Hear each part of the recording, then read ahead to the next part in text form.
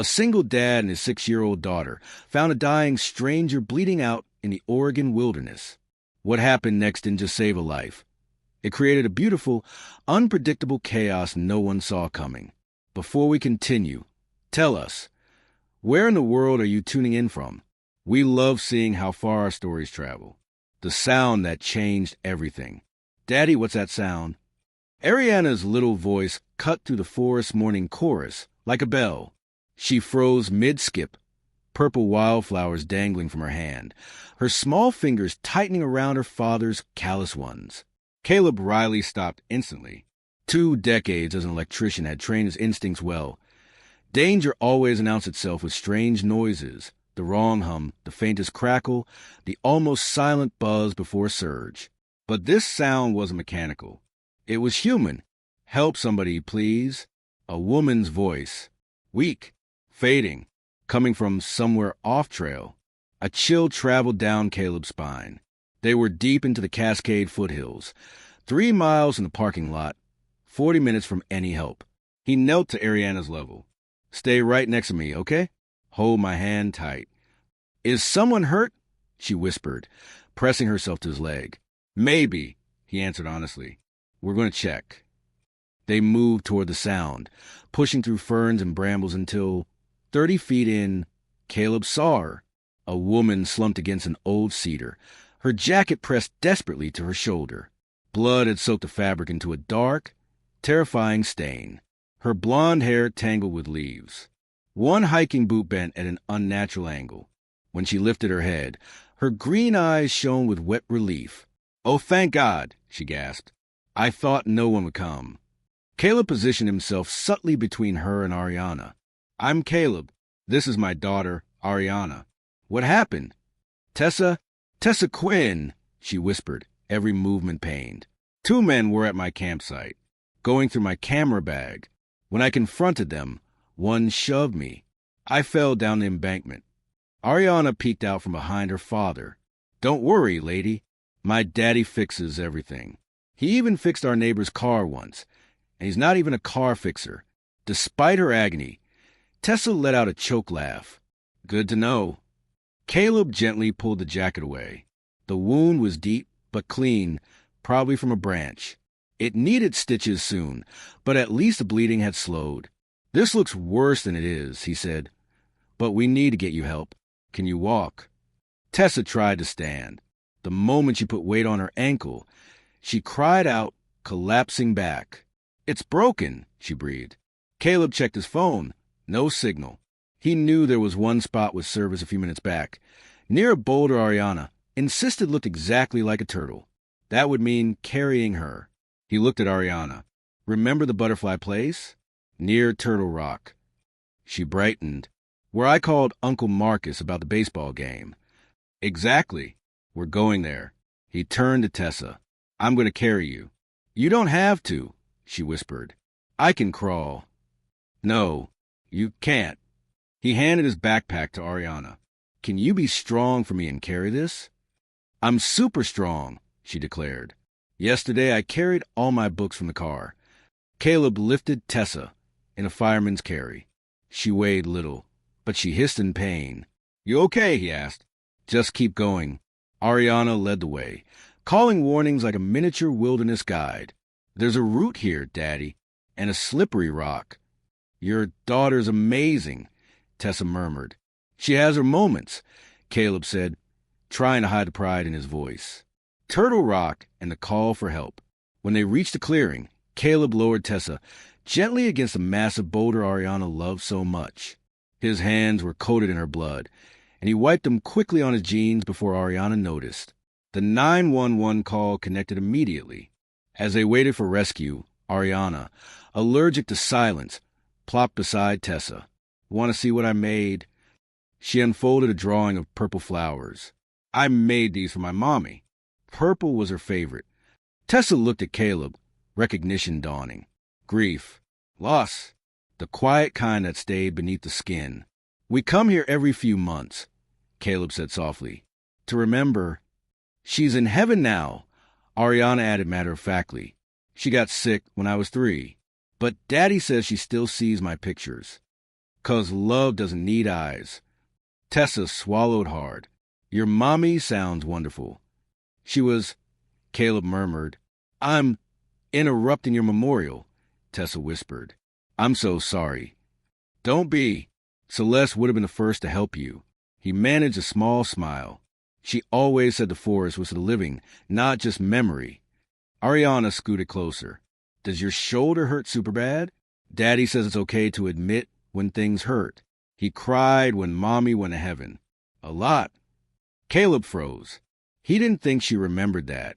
Tessa's eyes softened. Your daddy sounded like a very good man. Before he could respond, the sound of approaching voices broke through the trees. The rescue team. They stabilized Tessa, cleaned her wound, secured her ankle, and slid her onto a stretcher. They took everything, she told them. My camera gear, my laptop, my whole livelihood. We'll get the report filed, a paramedic promised. Before they carried her out, she reached for Caleb's hand. Thank you. You and Ariana, you saved my life. You'll be okay, Ariana declared confidently. Doctors fix people. They tried really hard to fix my mommy, too. Silence fell. Heavy. Tender. Tessa looked at them both. I hope I see you again. Ariana nodded. We will. Right, Daddy? Caleb hesitated, then smiled. Yeah, we will. The letter that started everything. 7 weeks later. Something unexpected arrived in their mailbox. A handwritten letter addressed to both of them. Ariana gasped. Daddy, it's real mail, not junk mail. Caleb opened it. It was from Tessa. She thanked him for saving her life, updated him on her recovery, and then wrote, I know this might seem forward, but I'd really like to buy you both lunch. I have something for Ariana, too, with Saturday work. Ariana squealed, bouncing. She wants to see us. Daddy, can we please go? Caleb couldn't say no. Not when he'd been thinking about Tessa far more often than he admitted. The lunch that changed the course of 3 lives. The restaurant was family-friendly. Tessa stood to greet them, favoring her recovering ankle, but glowing, healthy, alive, grateful. She handed Ariana a wrapped gift, an artist's sketchbook and high-quality colored pencils. Inside, the first page read, For a brave girl who helps people and makes beautiful pictures for her mommy. Ariana clutched it like treasure. Lunch stretched into hours. Stories flowed easily about the attack, the surgeries, the recovery, her stolen equipment being found 2 towns over. But then her voice changed, and she said something that made Caleb go still.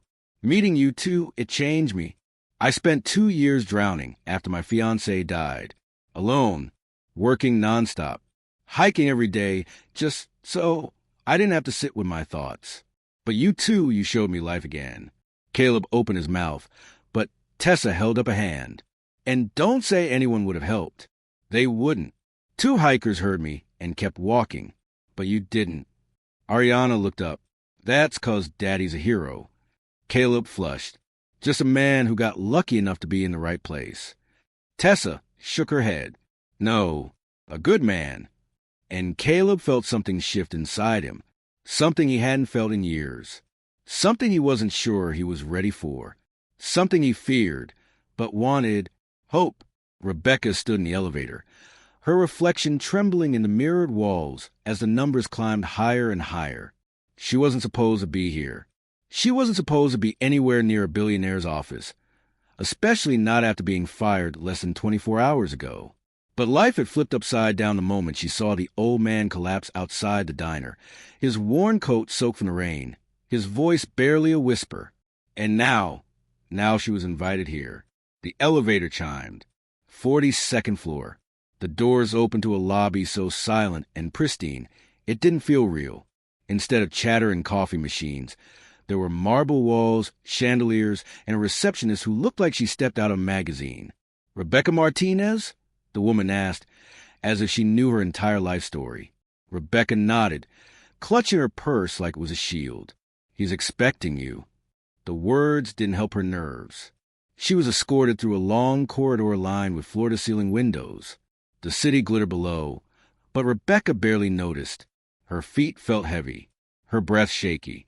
When the office doors finally opened, she froze. Because the man waiting behind the massive glass desk wasn't just rich. He was the billionaire, the one whose face filled magazines, the one whose name was on skyscrapers, the one who could buy and sell companies with a signature, and the one she had unknowingly served yesterday. He stood up slowly, smoothing his suit. His eyes were sharp, assessing, and strangely warm.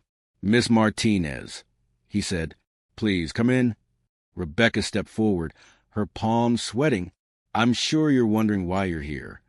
She opened her mouth, but her voice betrayed her. "Why, yes, sir." He smiled slightly. "Good. Then let me start with this."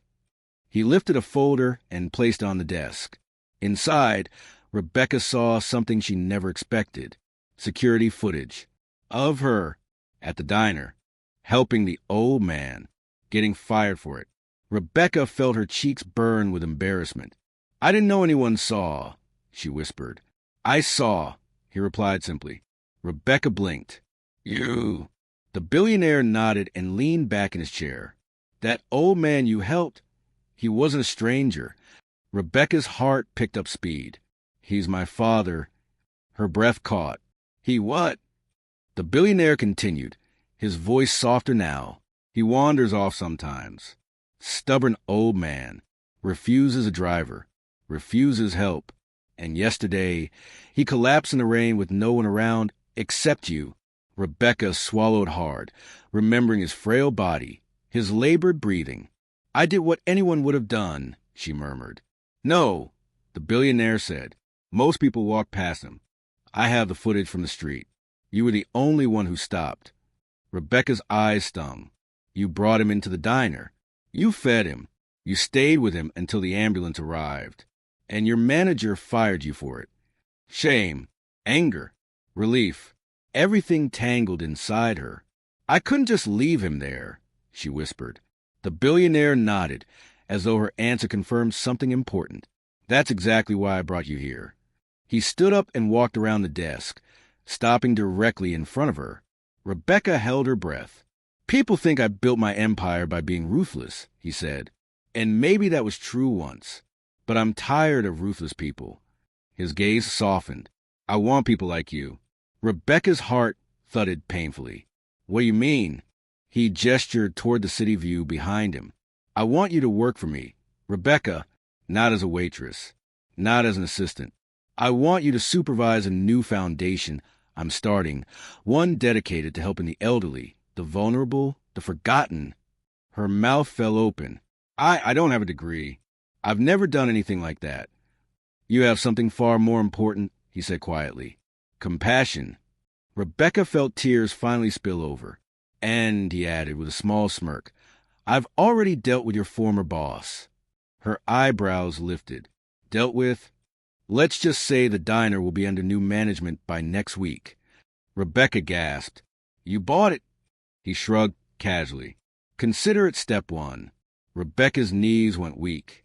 She had walked in expecting what? Gratitude? Maybe a thank you card? Not a job. Not a foundation. Not a life-changing opportunity. "Why are you doing this for me?" she whispered. The billionaire stepped closer, his voice low. "Because you didn't help my father for money, or recognition, or advantage. You helped him because you have a heart, a rare one." He extended his hand. "So, Rebecca, what do you say?" Rebecca looked at his hand, then at the window overlooking the entire city, then at the man whose kindness matched hers in ways she never expected. And for the first time in years, hope rose inside her. "I say yes," she breathed. The billionaire smiled. "Good. Your new life begins today.